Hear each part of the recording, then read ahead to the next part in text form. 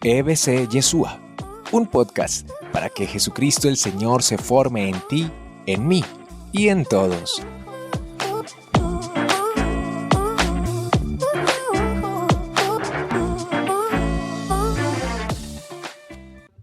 Quisiera retomar la pregunta que les hicieron de quién trajo su Biblia. ¿Sí la trajo o no la trajo? Alcen la mano o alcen la Biblia mejor, ¿cierto? Qué bueno. Les voy a contar un testimonio para que carguen la Biblia.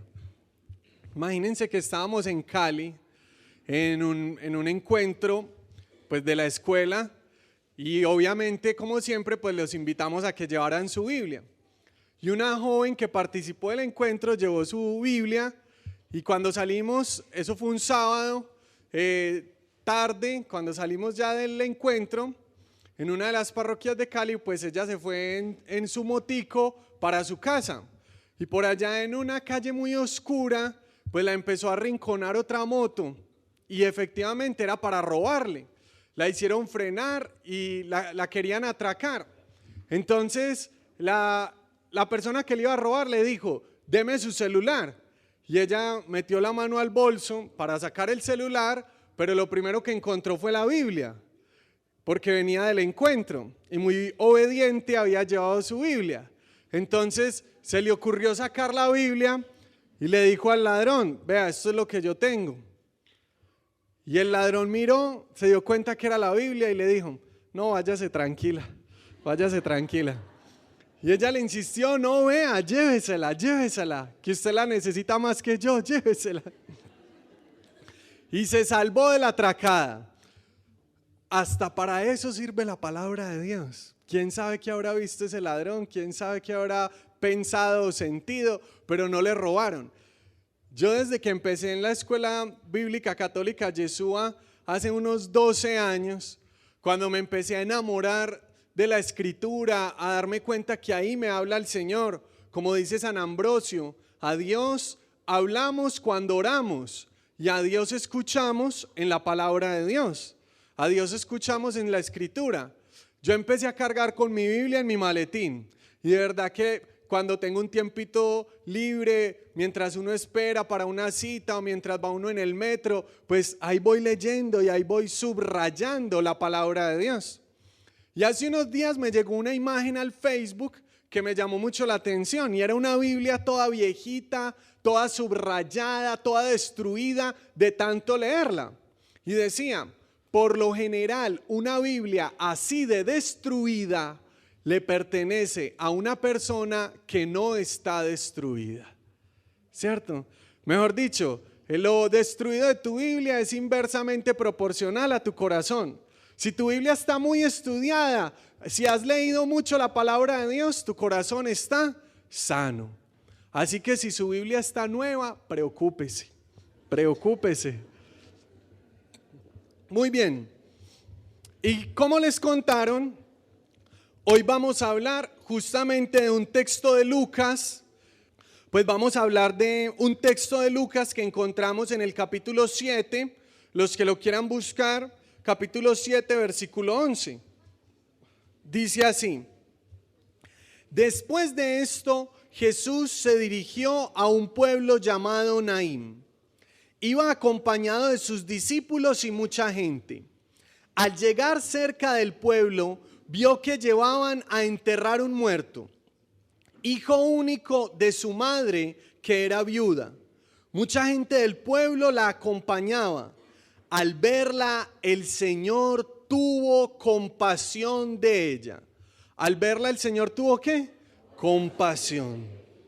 Compasión de ella, amén. Y le dijo, no llores. ¿Qué le dijo el Señor? Cómo suena de bonito esas palabras en la boca de Jesús. ¿Qué fue lo que le dijo? No llores. Porque Jesús nos consuela. Porque Jesús es nuestra esperanza. Porque Jesús trae luz a nuestra vida, porque Jesús es consuelo, Él es camino, verdad y vida. Escuché su verdad, seguí su camino y encontré la vida. Amén. Y entonces Jesús le dice a esta viuda de Naín, que había acabado de morir su único hijo, le dice: no llores, todavía hay esperanza, no llores, todavía hay consuelo, no llores. Y Jesús tiene compasión de ella. ¿Y por qué hay esperanza? ¿Por qué hay consuelo? Porque sabemos, como nos dijo el Papa Benedicto XVI, en primer lugar, que la muerte es la puerta a la verdadera vida. Que en la muerte física no se acaba todo, sino que tenemos esperanza de cielo. Y me acordaba yo de algunas de las frases del padre David Kapkin que me han marcado la vida. Y el padre David Kapkin decía algo hermoso sobre la escatología. ¿Sobre qué? ¿Y qué es eso tan raro de la escatología? La escatología es cuando se habla de los últimos tiempos. La escatología es cuando se habla del cielo, la escatología es cuando se habla de los últimos tiempos, ¿cierto?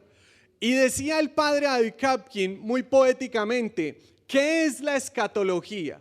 La escatología no es otra cosa que lo que Dios tiene para darnos es tan grande, que el amor que Dios tiene para darnos es tan grande, que las bendiciones que Dios tiene para darnos son tan grandes que no se agotan en esta historia, que no se agotan en este mundo, que Dios te ama tanto que se inventó la eternidad para poder seguir amándote, que Dios tiene tantas bendiciones para ti que se inventó la eternidad para seguirte acompañando y para seguirte bendiciendo. Amén. Eso es la escatología. Algunos dirán, el tratado sobre el cielo y el infierno y el purgatorio. Sí, pero poéticamente, y yo creo que así encarna una verdad más grande. La escatología es que Dios me ama tanto que como no alcanza en esta historia a demostrarme todo su amor, se inventó la eternidad para seguirme amando y para seguirme bendiciendo. Amén. Bueno, entonces Jesús le dice a esta viuda: no llores.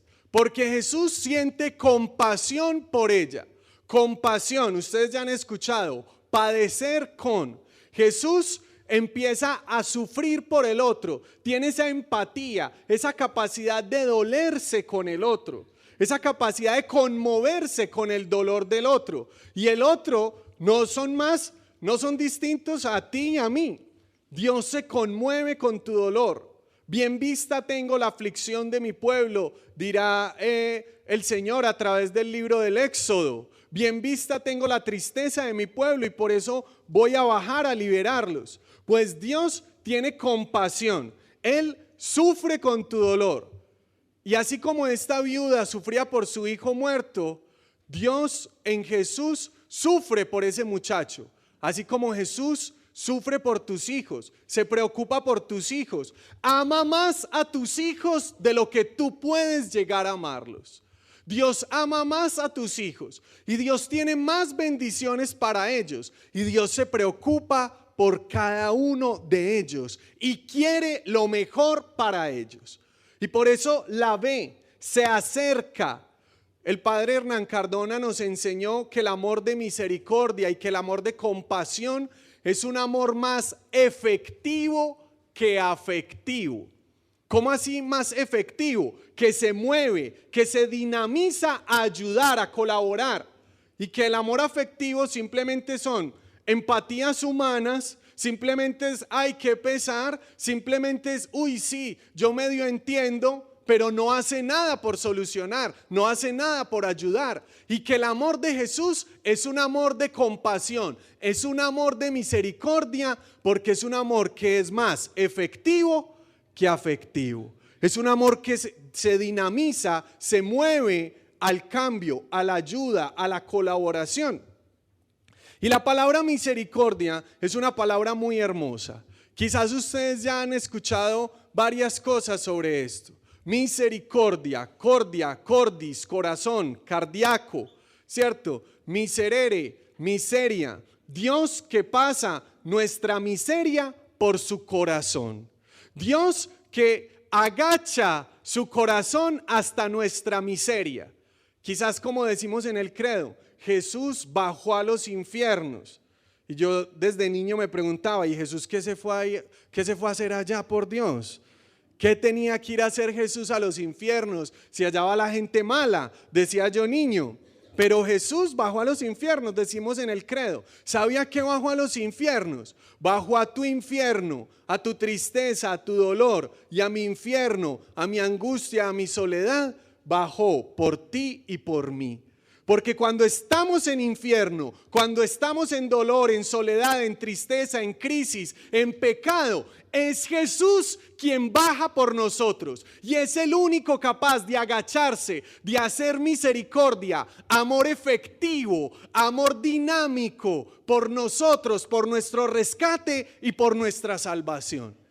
Y ese es el amor de Jesús por cada uno de nosotros y por nuestras familias. A esta mujer se le había muerto el niño.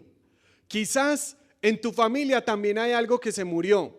Se murió el amor, se murió la relación de pareja, se murió la esperanza, se murieron las ganas de soñar, se murieron las ganas de vivir, se murieron las ilusiones. Pues Jesús viene a resucitar, a reivindicar, a reparar todos esos sueños y a resucitar todas esas muertes. A resucitar todas esas muertes. Te has acercado hasta aquí porque el mismo Señor, con cuerdas de amor y lazos de ternura, nos ha traído hacia Él para bendecirnos, para sanarnos y para resucitar todo lo que esté muerto en nuestra familia, todo lo que esté muriendo en nuestra familia. Nos cuentan los teólogos que en este evangelio de la viuda de Naín es la primera vez que en el Evangelio de Lucas se le llama a Jesús el Señor. Se le llama a Jesús el Señor.